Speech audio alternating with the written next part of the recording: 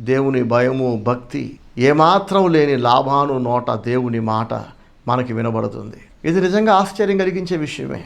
దేవుని యందు భయభక్తులు కలిగిన వాడు దేవుడే మనకు సాక్షి అన్నాడంటే అర్థం ఉంది. కానీ దేవుడి భయము కానీ, భక్తి కానీ, దేవుడంటే విధేయత కానీ ఏమాత్రం లేకుండా డబ్బు కోసం, తన ప్రయోజనాల కోసం, తన స్వార్థం కొరకు ఎన్ని మాటలైనా మార్చగలిగే వ్యక్తి లాబాను. ఎంతకైనా దిగజార్చగలిగేవాడు. ఎంతమందినైనా ముంచేస్తాడు, ఎంతమందినైనా నాశనం చేస్తాడు తను బాగుండడం కోసం, తన ప్రయోజనాలు, తన స్వార్థం కొరకు. ఇట్లాంటి వ్యక్తి దేవుని ఊసు తెస్తున్నాడు.